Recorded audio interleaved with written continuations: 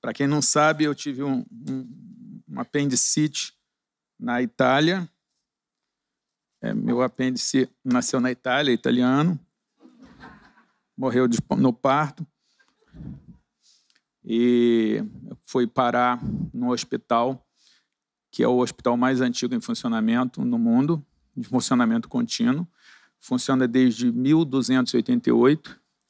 Foi criado por um homem rico a pedido de uma mulher da família católica, Mona Tessa, que queria um hospital para os pobres. Esse hospital foi criado e depois Leonardo da Vinci fez estudos nesse hospital.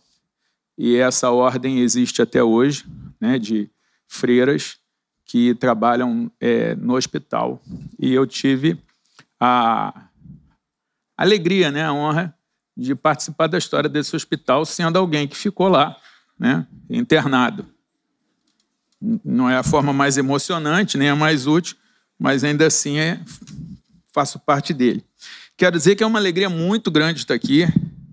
O salmista, ele diz em Salmo 84 que o pardal encontrou casa e a andorinha ninho para si. Eu encontrei teus altares, ó Senhor dos exércitos, Rei meu e Deus meu. E ele termina dizendo que felizes os que habitam em tua casa. Eu fico muito feliz de estar na casa do Senhor, fico muito feliz que você está na casa do Senhor. Você que está em casa também está participando. Essa casa está estendida até aí onde você está. Para mim é particularmente importante porque por 1 hora de diferença eu poderia... o meu apêndice supurou na mesa de operação, então deu tempo de ser feita a lavagem. Ainda assim, eu ainda tive um abscesso 3 dias depois, mas na hora e local onde ocorreu, eu estou aqui e poderia não estar. Então, muda um pouco a perspectiva. E é também interessante que eu estou com um monte de gente aqui, o chefe do restaurante Eu Como, o meu osteopata, um monte de amigo meu, pessoas que eu tenho certeza que estariam no meu velório, e que, sabendo que teve o risco, estão aqui, né, para prestigiar. Então, gente, eu quero dizer, meu sobrinho, gente, é muito legal você estar vivo na sua própria missa de corpo presente. Então, estou vivendo um momento muito legal de estar aqui. Já estava programada essa pregação muito antes de eu ter viajado, dia 17/8 estava programado para eu estar aqui, e eu vinha pedindo algumas coisas a Deus, tipo assim, Deus, eu não sei sobre o que eu vou falar. Também vinha pedindo a Deus para emagrecer pelo menos 10 quilos de uma forma bem rápida. Eu estou falando isso com muito carinho, para você tomar cuidado com o que você pede. Porque já apareceu um assunto interessante para a pregação de hoje, eu estou 10 quilos mais magro. E veja, nem sempre o pregador, e essa aqui é só uma parte, né, do culto, né, a gente entrega oferta, a gente vê as pessoas, nem sempre ele vem trazer respostas. Às vezes ele vem trazer perguntas. E é o caso de hoje. Eu venho compartilhar mais perguntas do que respostas. Mas se você se sair bem nas perguntas e nas consequentes respostas, talvez isso possa ser útil para o seu dia a dia. Então, veja, toda essa minha história que eu estou aqui para contar, ela não tem sentido se ela não for útil para você. Então, tenha certeza que eu estou contando tudo que eu estou contando na expectativa que você tire para você alguma coisa boa, alguma lição. E entre as perguntas está uma daquelas que eu fiz já várias vezes na vida e fiz especialmente no último mês. Minha mulher fez essa pergunta, muitos amigos fizeram essa pergunta, que é: onde está Deus quando coisas ruins acontecem? Onde está Deus quando tudo dá errado? Se Deus me ama, por que Ele deixou isso acontecer? Se Deus me ama e se Ele atende orações, e se eu estou orando tanto, por que Ele não me tira dessa? São perguntas que a gente faz cedo ou tarde na vida. Eu tive a alegria de 28 de junho ir para Portugal, eu já fiz algumas palestras no exterior, mas essa foi muito especial. Foi a primeira palestra numa faculdade de Direito da Universidade de Coimbra, que é de 1290, foi criada 2 anos depois do hospital. E dali, 1 mês de passeio, primeiro Portugal, depois França, e depois Itália. E na França foi ainda mais especial, porque a minha filha, que mora em São Paulo, foi participar dessa fase da viagem. Bem, até Veneza estava lindo e maravilhoso, só que quando eu estava saindo de Veneza, comecei a sentir muita dor. A gente pegou o carro para ir para Florença, de estrada. Dor, só piorando. Achando que é alguma coisa estomacal, vai para a farmácia, não acha farmácia, vai para outra farmácia, toma remédio, continua não indo, começa a vomitar. Aí dali vão procurar um posto de saúde.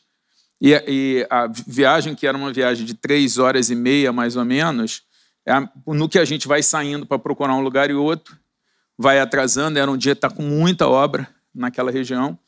Eu sei que no final da história a gente chega lá no posto de saúde, o cara do posto de saúde diz, olha, tem que ir para o hospital. 1 hora para trás é Bolonha e 2 horas para frente é Florença. Eu desesperado de dor, mas já era de tarde, então, tipo assim, vão para Florença, porque pelo menos a família vai ter o hotel, né? Já tem um hotel separado, então vai ser muito menos complicado. Eu sei que começou por volta de 11 da manhã, por volta de umas 10 da noite eu cheguei no hospital, me medicaram, não mudou nada, o médico fez uma tomografia, disse que tinha que fazer uma cirurgia de emergência. A última coisa que você quer fazer é uma cirurgia de emergência no exterior, ainda mais com a barreira da língua, e totalmente, né, fora. Eu sei que foram 12 horas de bastante dor. Nara ficou bastante preocupada, que ela disse que nunca me viu chorando de dor, né? Eu choro fácil em palestra, eu choro fácil, mas de dor ela nunca tinha visto.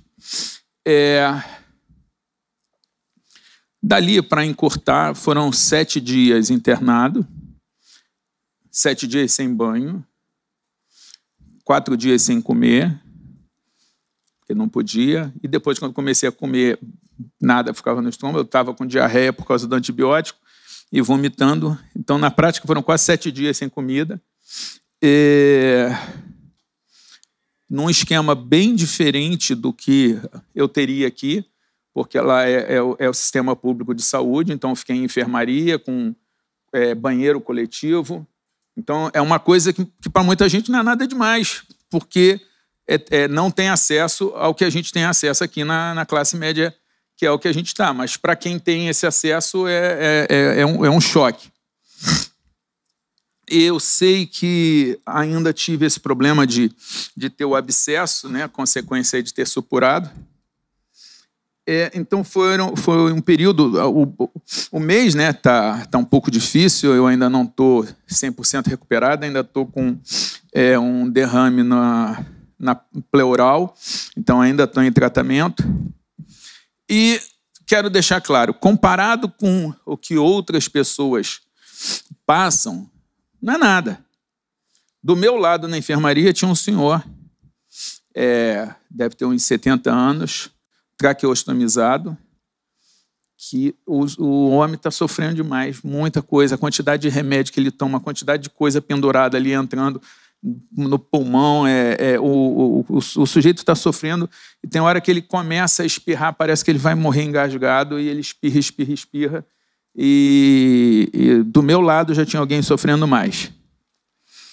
Agora, comparado com a minha vida, e a gente tem direito, dentro da minha vida estava bastante ruim, porque se fosse aqui no Brasil a gente não fica internado, a gente fica num hotel, quarto particular, com banheiro particular, com a família do lado, tem um quarto do lado que você vai ter pelo menos uma pessoa da família ali 100% do tempo com você, você tem seu banheiro, você tem seu chuveiro, você tem o ar-condicionado, lá não tinha ar-condicionado, quer dizer, até tem o ar-condicionado, mas por causa da guerra ele funciona muito pouco e está no verão na Europa.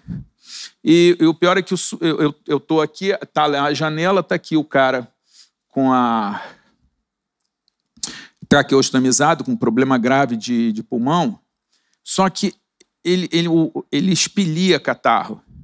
E era cheiro de catarro o tempo todo. E a janela era do lado de lá. Então, o que o espirro não trazia, trazia o vento. Chegou um ponto, coitada, Nayara já não aguentava mais entrar dentro do local, porque era cheiro de catarro o tempo todo. E aí você fica imaginando, pô, esse catarro eu vou pegar alguma doença, né? Aí, tipo, ainda mais sem banho. Mas não tenho reclamação, só de eu estar aqui, no final da história deu tudo certo. Mas foi uma experiência complicada. E quando eu comecei os 4 primeiros dias eu estava bem ruim, eu só não conseguia, passava muito tempo acordado, né? O tempo não andava, aí você dorme, você, ai, que bom, acordou de manhã, passou um dia, você tinha dormido meia hora, ainda era 00:30. Então, é desesperador você ficar sem fazer nada, ainda mais eu que tenho TDA, que estou sempre fazendo alguma coisa. Nem o celular eu podia, porque eles fizeram o acesso na minha mão direita, então eu não conseguia nem usar a mão. E sonda na uretra, uma das piores coisas que eu imagino na vida. Mais um dreno na região da pubis, e eu ficava sentindo o dreno. E aí você todo furado, é uma situação bem desconfortável. Depois de uns 4 dias eu comecei a melhorar, só que aí eu comecei a ouvir o respirador, o que até então eu não ouvia, e são 20 segundos em silêncio, e depois ele dá 1 segundo e 88, eu contei, ele dá dois apitos curtos, e de 8 em 8 minutos, ele passa 14 segundos rebobinando um carretel ali que foi... Então, simplesmente, eu não conseguia mais dormir. Eu só dormia de esgotado, mas tão logo começava um pouquinho de sono, um dos 2 barulhos ia me acordar. Por causa disso, graças a Deus, trocaram o meu acesso, porque a veia resolveu não trabalhar mais, então tiveram que colocar em outro acesso, eu consegui recuperar o celular. E aí, com o chat GPT, eu fui ditando tudo que eu estava pensando, tudo que eu queria fazer. E uma das principais coisas que eu quis ditar foi para o meu vizinho de quarto, de dentro ali da enfermaria, que todo dia passava um padre e ele se oferecia para rezar. Eu, obviamente, cristão, a gente rezava junto. Só que quando o padre acabava de rezar, ele virava para o coroa do lado e ele fazia uma cara feia, tipo, não sei o que o coroa, porque eu estava deitado, eu não conseguia ver, mas o coroa não queria oração, não queria reza. E num desses dias, o padre virou para ele e falou assim, Deus sempre está do nosso lado. Gente, na situação que ele está, se eu ouço isso, eu ia ficar muito chateado com Deus. Tipo assim, pô, do meu lado eu estou assim, imagina contra. Não sei se já tiveram. Eu achei que o velho fosse levantar e dar um supapo no padre. Eu que rezei pelo padre, mas felizmente... Eu falei, eu preciso conversar com esse coroa.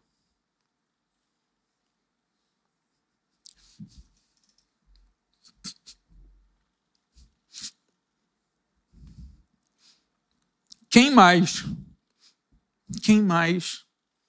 estaria percebendo isso? Ninguém. O padre está sozinho, o coroa está sozinho. O fato de eu estar ali de elemento estranho me permitiu falar assim, cara, alguém tem que bater um papo com esse coroa. E aí eu escrevi a carta para o coroa. Rudinei está aí? Não, vai estar de noite. Eu escrevi a carta para o coroa. Quando cheguei no Brasil, achei um brasileiro que tem um amigo, dono de restaurante aqui, que tem um amigo dono de restaurante em Roma, que tem um primo em Florença, que a gente mandou a carta por e-mail, em italiano, traduzido pelo ChatGPT, e ela foi entregue lá para o coroa, que as notícias que eu tenho é que ficou feliz em ler a carta. Dentro dessa experiência que eu quis contar, Uma das razões é para eu lembrar, porque eu já tinha sido internado antes, eu já tive cirurgias antes, eu já tinha passado por esse sentimento que vocês vão ouvir eu descrever aqui. Durante muito tempo eu agradecia muito todo dia de estar com saúde. Só que você vai na correria, é trabalho, é processo, é livro, é mulher, é filho. E aí, de repente, eu percebi que eu já tinha parado de perceber o quanto que é bom ter saúde. O quanto que saúde faz diferença. O quanto que não estar internado é legal. Eu falei assim, será que eu precisei ser internado de novo para Deus refrescar isso na memória? Então você começa a pensar, cara, eu sou o culpado de estar aqui. Será que Deus tem uma missão aqui para mim? Ou será que é só para eu lembrar que tem coisas que não adianta você ser juiz, inteligente, articulado, conhecer gente? E isso é uma das coisas que me causava irritação, porque aqui no Brasil, eu com uma liminar ou com uma ligação, eu resolvo quase tudo. Pô, internada na Itália, irmão, não tem juiz, não tem ligação. Não...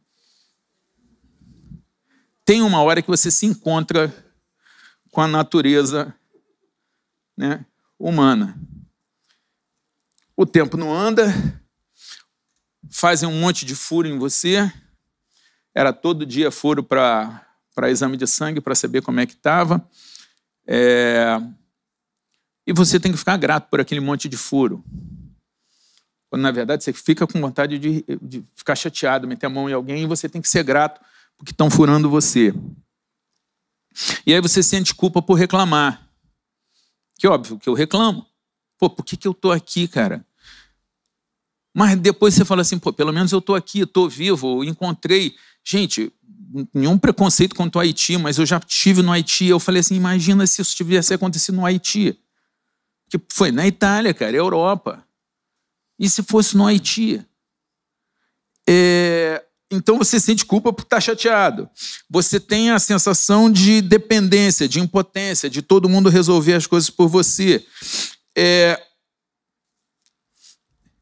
Eu, quando era mais novo, eu sempre visitei presídio e hospital dentro daquela história cristã, né? Que está lá em Mateus 25, né? Tive fome, deste-me beber, tive sede, deste-me tive fome, deste-me comer, tive sede, deste-me de beber, era estrangeiro e hospedaste, estava nu e vestiste-me, adoeci e visitaste-me, estive na prisão e foste me ver. Isso são palavras de Jesus. E eu parei de visitar o hospital porque nasceram os meninos e eu, preocupado com não levar nenhuma doença para casa, parei de visitar. Só que os meninos já estão maiores do que eu e eu continuei não visitando. E quando aquele padre me visita, eu falei, cara, eu já devia ter voltado a visitar o hospital. É uma prática da cristandade. O cristianismo tem várias práticas. O cristianismo tirou a vingança e botou no lugar da vingança o perdão. O importante é o forte, quando Jesus diz que os fracos também são importantes. A própria hospital onde eu estava é resultado de um conceito do cristianismo, que é saúde e educação para todos, uma coisa que é bem diferente do que a humanidade propõe, que saúde, por exemplo, era só para os ricos, educação era só para os homens ricos, nem para as mulheres ricas se podia ter educação.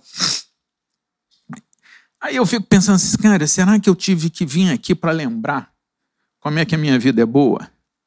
E aí, uma pergunta que eu me fiz, eu jogo ela para você. Será que Deus precisa tocar no que você tem de bom para você ver tudo que você tem de bom? Será que a gente não é capaz, e eu sei que isso é difícil, da gente conseguir perceber tudo que a gente tem sem precisar perder? Sem precisar passar por isso? Os filósofos, os pastores, eles costumam dizer que só nos momentos mais difíceis, só nos momentos de dor, que a gente realmente se aproxima de Deus num nível mais alto. Será que precisa ser assim? Será que você está achando o seu dia difícil, a sua vida difícil, só porque não está olhando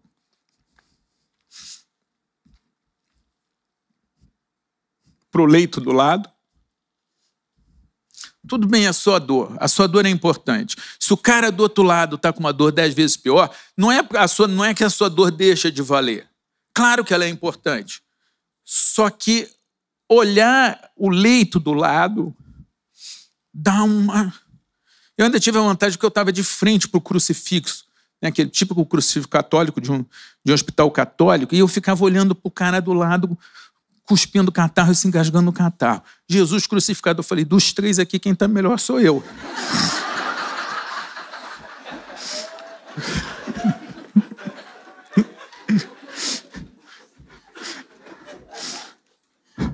Nesse quarto eu estou levando. Estou bombando aqui. A pergunta, e eu vim aqui fazer perguntas para vocês, aproveitar esse evento para compartilhar perguntas que eu fiz e que eu sei que foram úteis para mim, podem ser úteis para você neste momento, ou talvez em algum momento. O que é que nós não estamos vendo? O que na nossa vida que a gente não está percebendo? O que a gente tem de bom e não curte? O que a gente não tem de ruim e não percebe e só vai perceber se a gente olhar para o lado? Gente, essas perguntas são importantes. A questão do profissionalismo. Os médicos, eles falavam com uma segurança. É um momento que você não sabe para onde vai, o que vai acontecer. A segurança do médico muda tudo. A segurança do médico muda tudo. Outra coisa, teve uma noite que eu já tinha começado a comer diarreia muito forte. Eu não tinha controle, simplesmente sujei a cama. Imagina o que é para um homem da minha idade, na minha condição, depender de vir uma enfermeira para te limpar e te botar uma fralda. Eu já estava mais de meio século sem usar fralda. Fiz bodas de ouro de não usar fralda. Gente, é muito desagradável. E você sabe o trabalho que você está dando para a mulher. Aí você sente culpa. Quando essa mulher estava saindo de manhã, porque eu via quem estava chegando saindo, porque o meu quarto era bem na porta do corredor, eu vi ela passando, eu gritei o nome, Francesca, né? Que era o nome dela. Francesca. Ela voltou e falou assim, olha, a minha noite foi mais fácil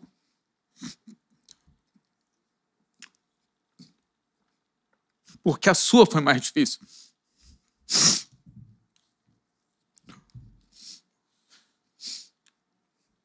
A Francesca, com muita naturalidade, sem parecer nenhuma heroína, sem querer nenhum aplauso, sem achar que estava fazendo nada demais. Ao contrário, vendo o meu constrangimento da madrugada e a minha gratidão da manhã, meio que falou quase blasé, assim, fica tranquilo, isto é o meu trabalho.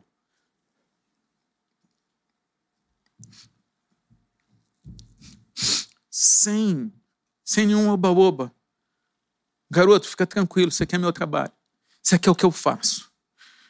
E eu lembrei que quando eu era delegado na 17ª DP, em São Cristóvão, eu, aos 23 anos de idade, eu saía para todas as ocorrências e teve um acidente de um ônibus bem grave, com muita gente machucada. E eu vi um capitão bombeiro, é fácil reconhecer o capitão porque o capacete é branco, ele tirando uma criança ensanguentada, uns 4, 5 anos, e ele falou, a gente ganha mal e ainda tem que ver isso. Eu não consegui ter uma resposta para ele na hora. Depois de muito tempo eu consegui saber o que eu diria para ele se eu tivesse tido tempo, que é, ganha-se mal, mas pelo menos pode-se ajudar essa criança. A forma como você vê as coisas muda totalmente.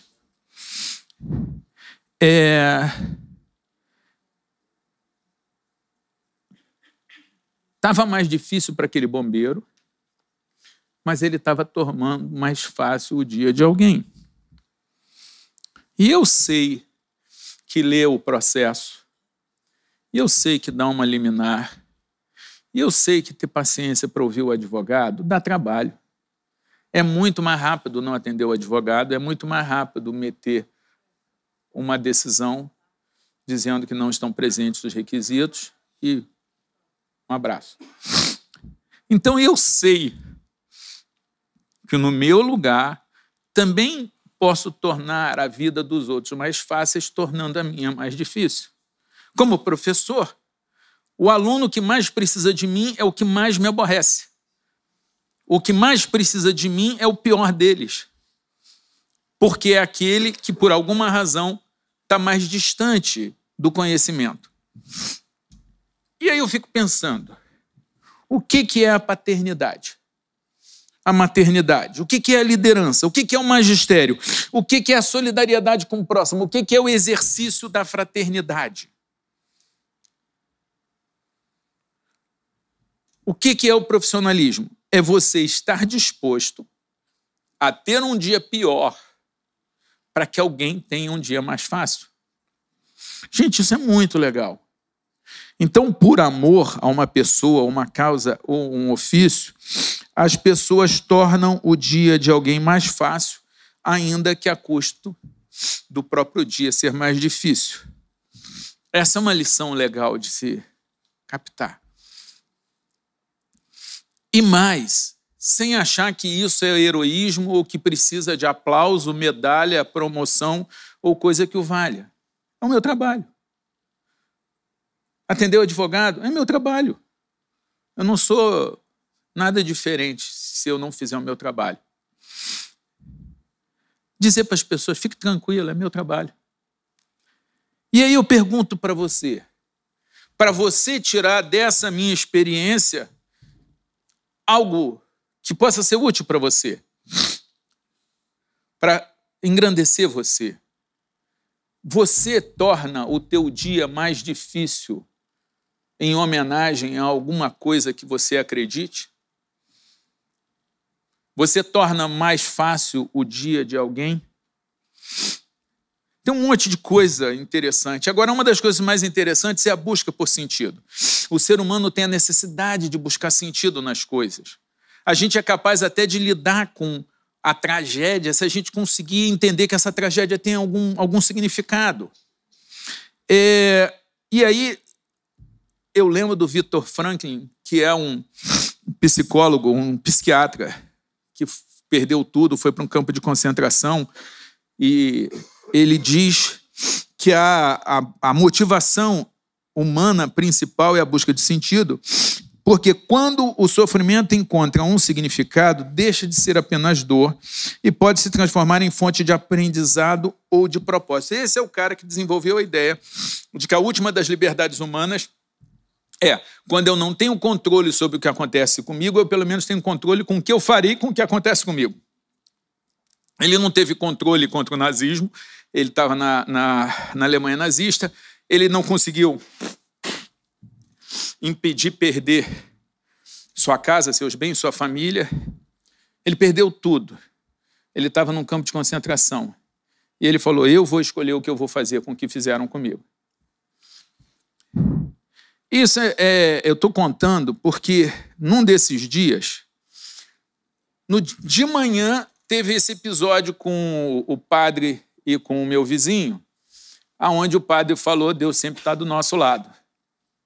E eu que sou crentão, fiquei irritado com a frase, imagina o vizinho. E chega na hora do almoço, porque a visita era só uma vez por dia, e tem uma hora, não sei se você lembra, Nayara, mas ela disse o seguinte, não sei as palavras exatas, mas foi mais ou menos, cara, eu perdoo Deus por tudo, eu aceito tudo, mas tinha que ter esse cara do lado, não podia ter evitado pelo menos o catarro. Tipo assim, tá bom, tudo bem, mas e o catarro? O senhor precisava? E eu não falei nada, porque ela já estava com bastante problema na ocasião, de cuidar de filho, de marido, de plano de saúde, de tudo. Mas eu pensei, cara, tinha que ser do lado do cara. É isso. Aí eu pergunto, será que eu estou buscando sentido? Será que não tem nada a ver? Será que falar com coroa é só o meu dever? É só porque eu estou ali? Será que vai fazer alguma diferença? Pode ser que não faça nenhuma. Pode ser que eu só irrite. De repente não tem sentido nenhum. Mas pode ser que Deus tenha aproveitado no meio de tudo que ele tem que resolver na minha vida, de falar assim, vou botar o William do lado do coroa. E eu pergunto para você, você aceitaria se Deus falasse para você o seguinte: Cláudio, Vitor, olha, eu vou precisar interromper as tuas férias caras na Itália. Em vez de você rodar Florença ali e depois a Toscana e beber os vinhos na Toscana e depois ir para Roma, ver o Coliseu, você vai passar 7 dias internado, vai passar 12 horas sentindo dor, vai ficar sem banho, vai ser todo furado, vai ter um abscesso, vai ter diarreia, vai ter que usar fralda, a sua mulher vai ter que limpar você no banheiro coletivo. Porque eu estou precisando que você use a sua habilidade verbal, que você vem treinando nos últimos 50 e poucos anos, para bater um papo com aquele coroa. Você aceitaria? Você fala, Deus, pode contar comigo? Do fundo do coração. Porque pode ser que você fale, não, Deus, tem gente muito mais santa, muito melhor do que eu para saber. Pai, isso é um privilégio tão grande. Eu não sou merecedor desta honra, Pai. Agora, quem de boa? É uma pergunta para você lá pro fundo do teu coração. Se Deus falar para você, posso interromper as tuas férias com a família e te jogar num buraco, porque lá tem alguém que eu quero conversar?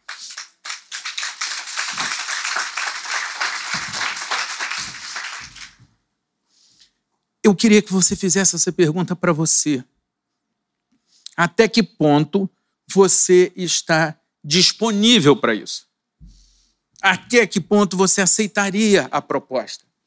Mas o mais interessante é, veja, eu não tenho mérito nenhum, porque não me fizeram essa proposta, Deus não me perguntou antes.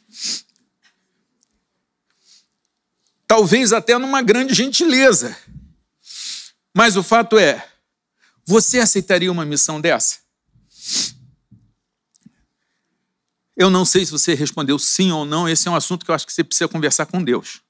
Se Ele pode contar com você para as piores missões. Mas eu quero te dar uma notícia muito boa. Você já tem uma missão. Você não precisa ir parar na enfermaria, porque Deus já te deu algumas missões. Se você está aqui e você é marido, a sua mulher é para ser a mulher mais amada, bem cuidada e valorizada do planeta. Se você é esposa, o seu marido precisa ser o homem mais bem cuidado e valorizado do planeta. Se você é pai, se você é irmão, se você é cristão, olha só, você não precisa ir parar numa enfermaria em Florença para você ser embaixador e representante, carta escrita de Cristo para as pessoas que talvez não estejam tão visivelmente debilitadas quanto o meu vizinho, mas ainda assim pessoas precisando fazer as pazes com Deus. E você, assim como eu fui naquela enfermaria, você aonde você está, ali no Maracanã, se você for no Maracanã, ali é um lugar de missão, ali é um lugar de brilhar, ali é um lugar de ser útil. Então, você já teve a missão, você já tem a missão. Você não precisa ficar com medo de Deus te dar uma missão dessas difíceis, porque ser marido é difícil, ser esposa é difícil, ser filho é difícil, ser pai, ser líder. Ser o que você é na tua profissão, ser capaz de ser seguro, de fazer bem, ser capaz de tornar o teu dia mais difícil para que o de alguém seja mais fácil. Sem querer medalha, dizendo, esse é o meu trabalho, já é uma missão muito grande.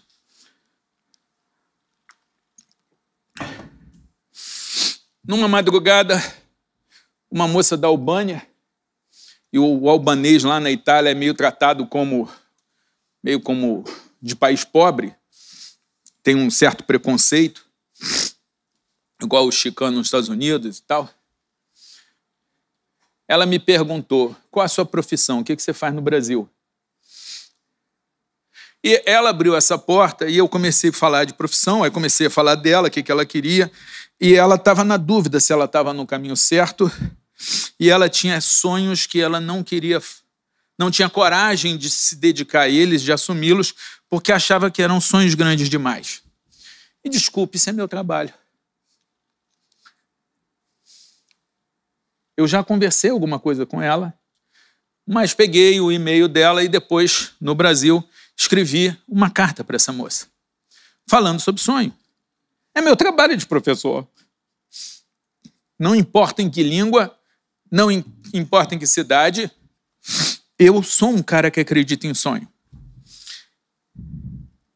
E sai o livro, bem ou mal saiu o livro, com todas essas reflexões.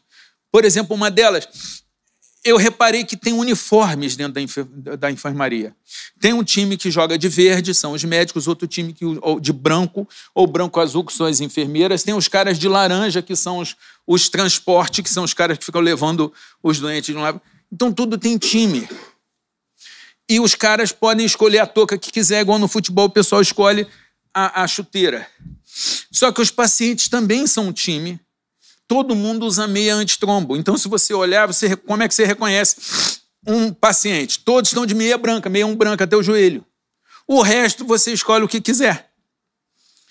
E eu falei assim, cara, isso aqui está sendo um jogo de futebol. Isso aqui está valendo um campeonato. Aqui tem um monte de atletas. Esse coroa do meu lado é um atleta. E aí eu fui botando tudo isso no papel.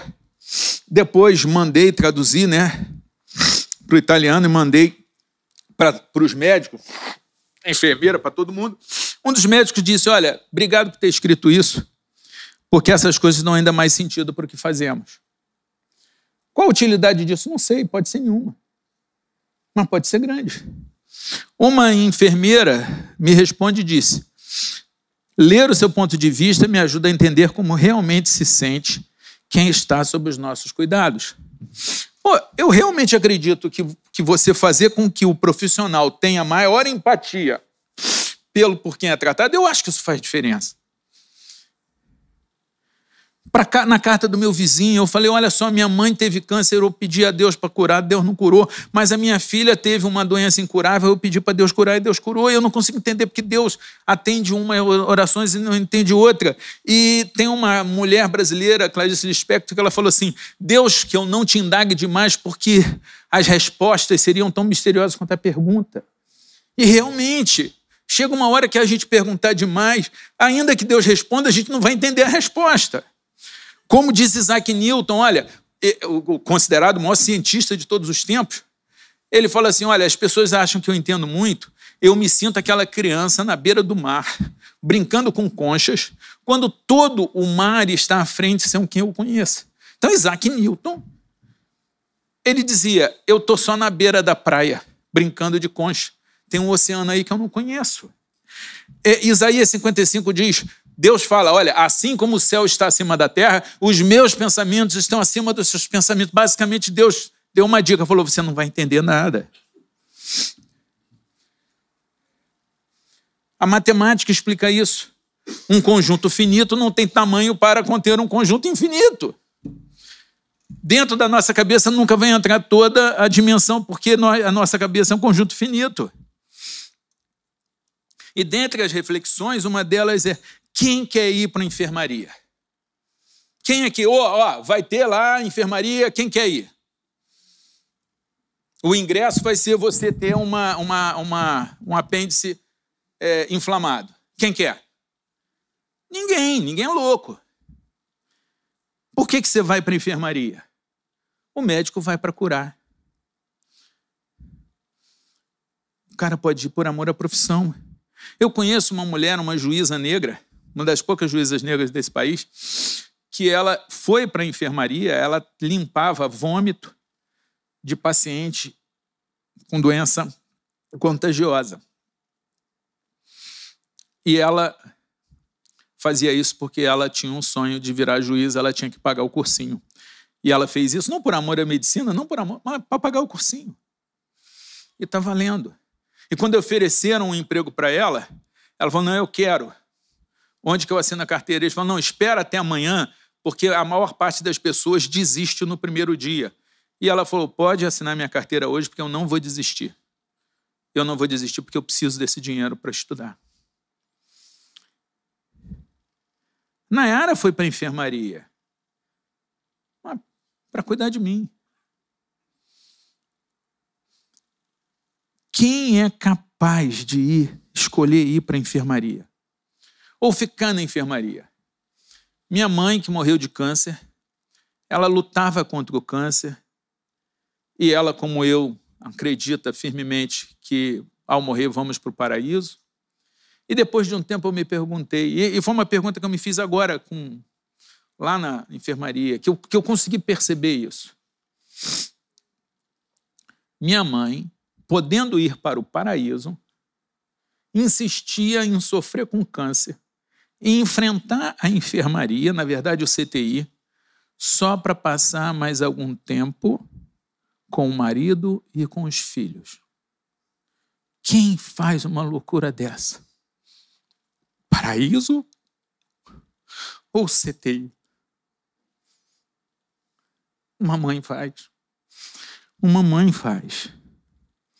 E quando o pai pega tudo isso, aí eu chego num ponto que eu falo assim, Jesus, de fato, é um Deus louco.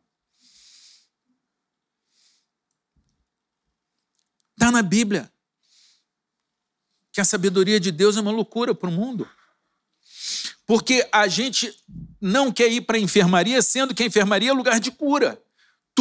Todos os furos, todos os incômodos têm o propósito de tirar. E nem isso que é o lugar de cura nós queremos ir. Na verdade, Jesus veio para algo que é anterior à enfermaria. Ele veio para o acidente, ele veio para a dor. Então, essa pergunta que eu te fiz, você topa ir lá cumprir essa missão na enfermaria e que você, assim como eu, não, peraí, será? Não tem ninguém melhor? Cara, Deus teve em Jesus o sujeito que não foi para a enfermaria, ele foi para antes da enfermaria. Ele não foi para cura, ele foi para ser curado. Mas para ser curado, ele passou não 7 dias como eu passei, mas 33 anos aturando este lugar. Foi uma enfermaria de 33 anos, tendo que aturar. Você vê o diálogo dele com as pessoas, com os escribas, com os fariseus, com os próprios apóstolos, você fala assim, cara, ninguém entendia nada. Ninguém entendia nada. Tanto que 2 falam assim, olha, nós queremos sentar ao teu lado, ficar ao teu lado. Nós queremos cargos de poder, nós queremos ser importantes. E aí Jesus vira e fala, olha só, vocês não entendem o que vocês estão pedindo. Vocês não entenderam nada. Imagina como deve ter sido difícil para Jesus passar tantos anos lidando com tanta ignorância. E o final da história, vocês sabem, é torturado, é crucificado. E se eu não consigo entender por que eu tenho que ir parar numa enfermaria, longe do meu plano de saúde, que me daria muito mais conforto, eu entendo muito menos por que Deus fez um negócio louco desse, de vir para aqui. E aí, dentro de tentar buscar sentido e compreensão, aonde tem na Bíblia algum fato semelhante? E tem. Em Atos capítulo 16, a partir do verso 16, conta a história de Paulo e Silas, que estão numa cidade e tinha uma mulher endemoniada que o demônio adivinhava as coisas e isso fazia com que essa mulher desse muito lucro.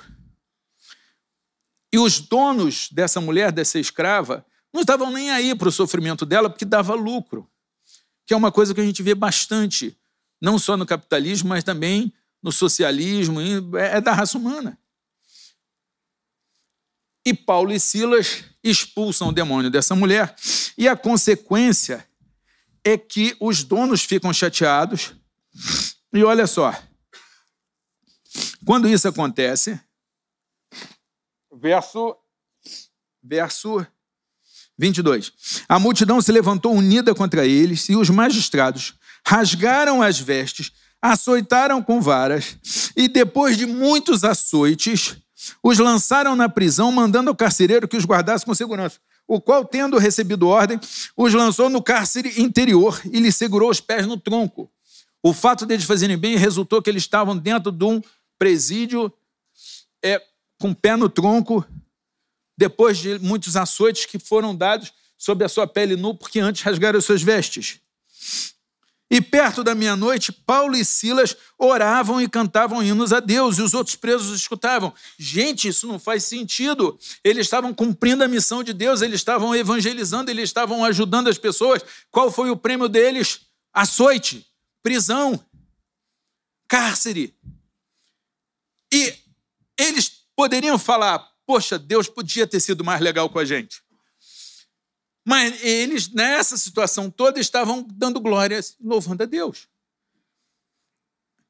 Este é o mesmo Paulo que em Romanos 8 diz o seguinte: quem nos separará do amor de Cristo? A tribulação, ou a angústia, ou a perseguição, ou a fome, ou a nudez, ou o perigo, ou a espada? E aí ele diz, nós somos em tudo isso mais do que vencedores, porque nós, por aquele que nos amou, somos vencedores, e nada vai nos afastar do amor de Deus. Então não vai ser a doença, ou a dívida, ou o câncer que vai conseguir isso. Porque eu quero fazer parte dessa cultura que diz, nada vai me separar do amor de Deus. Deus, o Senhor pode mandar o que o Senhor quiser, que eu vou continuar te louvando, e eu faço isso porque eu posso fazer o que eu quiser, que eu sei que o Senhor vai continuar me amando. Então, essa disposição, ela é resultado de um amor primeiro que Deus teve pela gente.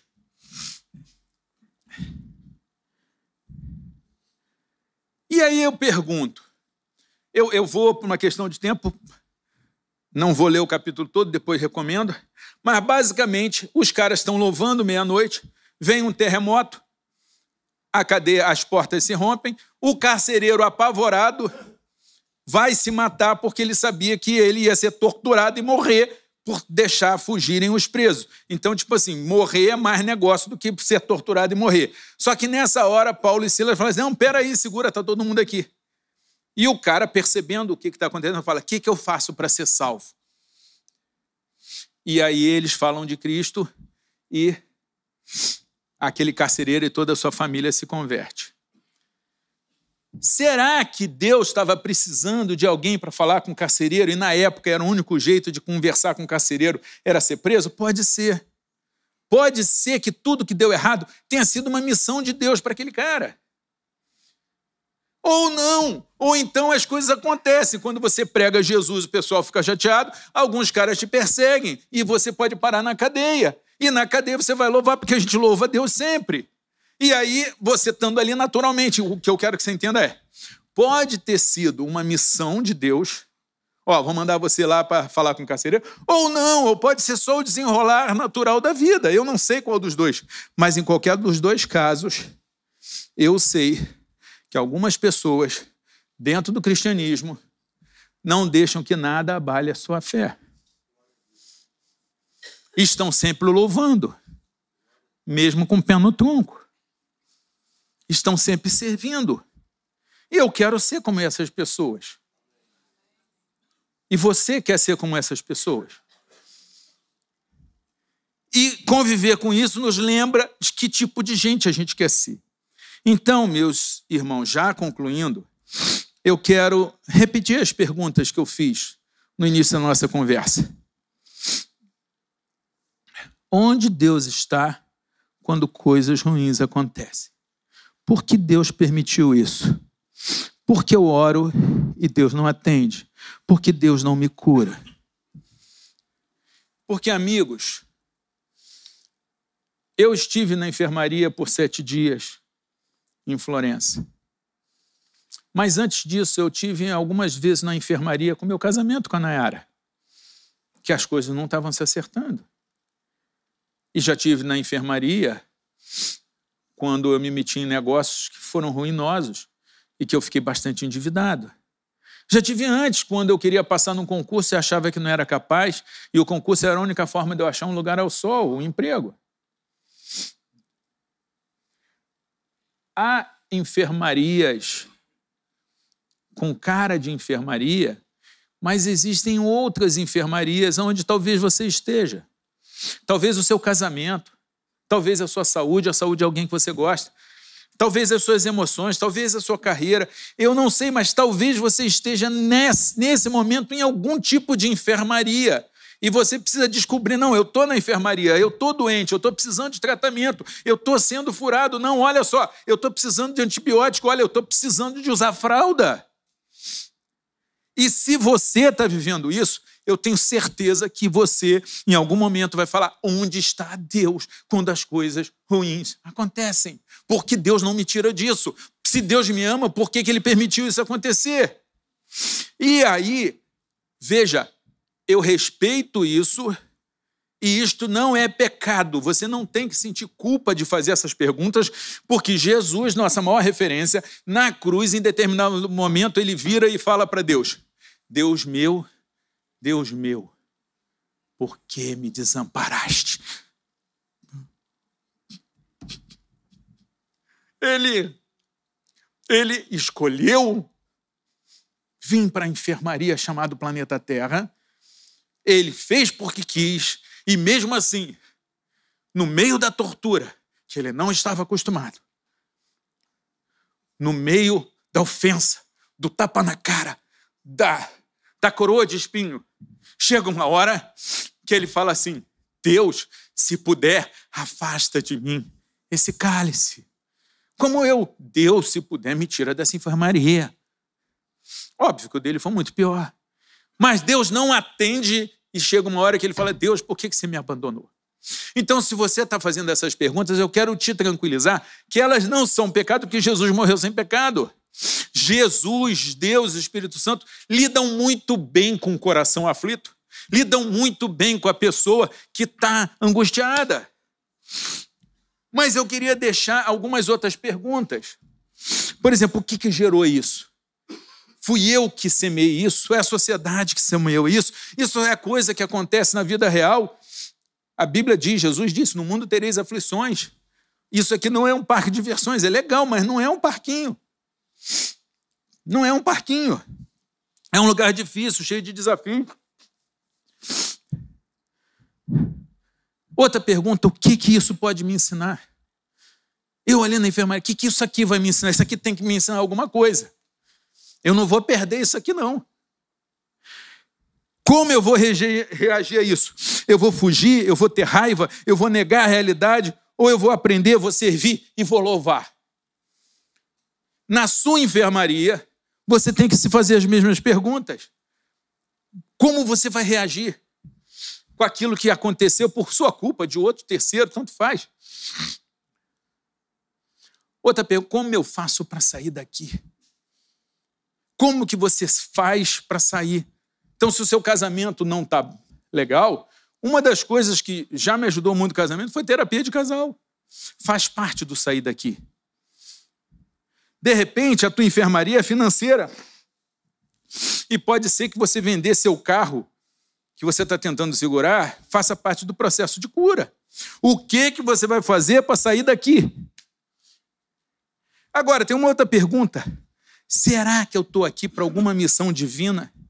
Será que eu estou aqui porque Deus tem algum plano para mim aqui de serviço e eu estou tão preocupado comigo que eu não estou vendo que Deus quer me usar? Ou com o vizinho, ou com a enfermeira, ou com o médico que vai chegar depois. Não sei. Como eu disse para vocês, eu vim fazer mais perguntas do que dá respostas. Escrevi um livro, né? Eu tenho um certo costume de escrever livro. Saiu um livro. Eu doei para a igreja o livro. Então, eu banquei a produção e dei para a igreja. Esse livro está sendo vendido lá embaixo e 100% do preço do livro está indo para a igreja. Eu não vou ganhar nada com o livro. A única coisa que eu quero ganhar com o livro é você entrar no meu Instagram, @WilliamDouglas, tem lá Plena Icaraí, e você me dizer se essa conversa foi útil para você. Vou agradecer muito, você me dá um feedback. Se você lê o livro, também gostaria que você depois me mandasse notícia, se foi útil. Porque se tiver sido útil para você, vai te fazer um pouco mais de sentido tudo que eu passei. Mas se não fizer para ninguém, eu estou vivendo a vida, eu estou sujeito a ter apendicite, ela pode acontecer em qualquer momento. Meu Deus cuida de mim e eu vou sempre louvá-lo aonde eu estiver. E ok, não precisa ter sentido. Não precisa ter sentido. Se tiver, é mais legal. Mas não precisa ter sentido. Mas na lista do que eu chamo de sentido, eu quero, e a última coisa que eu vou fazer nessa manhã, desculpe, eu passei um pouco do tempo, a morosidade do judiciário é a morosidade do judiciário. Você não se livra, né? Gruda. O que a enfermaria me ensina? E que talvez você possa aproveitar. O tempo é relativo. Na enfermaria, eu ficava pensando como é que estava legal a minha viagem antes e como é que ia ser minha vida depois se eu saísse dessa. E eu acho que o tempo presente ficava chateado e falava, não vou passar até você prestar atenção em mim. Se eu não prestasse atenção nele, o ponteiro voltava para trás ou não andava. Então, às vezes, meus irmãos, você tem que prestar atenção no tempo presente. Não adianta viver do passado ou do futuro, sofrer pelo passado e pelo futuro, porque o tempo não vai gostar, vai se vingar de você. Você tem que viver o presente. Então, uma lição, o tempo é relativo. Outra, é preciso paciência. Não só na enfermaria, como na vida inteira. E a paciência é um dos frutos do Espírito. A gente nunca deixa de ser criança. Com ou sem fralda, a gente nunca deixa de ser criança. A autonomia, meus irmãos, é uma ilusão. Vou repetir, a autonomia, nossa autonomia e independência é uma ilusão. A gente depende de Deus e dos outros. Com toda a saúde que você pode ter aí, você depende de Deus e dos outros. A vida é cheia de surpresas, umas boas, umas ruins. Filme é assim. Outra lição da enfermaria, por amor, nós podemos escolher lugares, dias e tarefas difíceis para tornar mais fácil a vida de alguém. Você quer fazer essa escolha? Vai ser mais difícil para você porque você quer que seja mais fácil para alguém? Ninguém fez isso mais do que Jesus Cristo. Outra lição da enfermaria.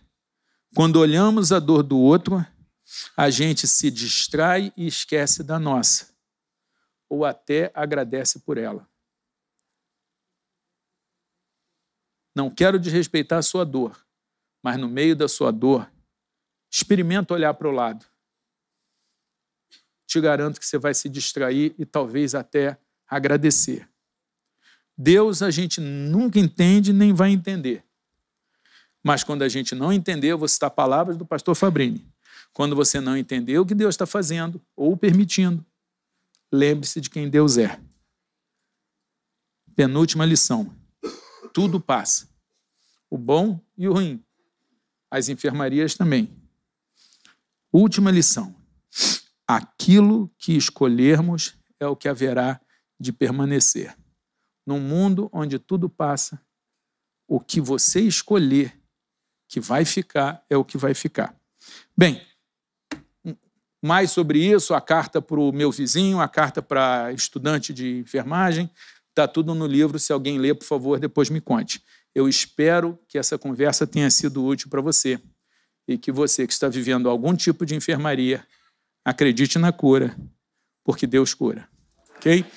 Vamos orar?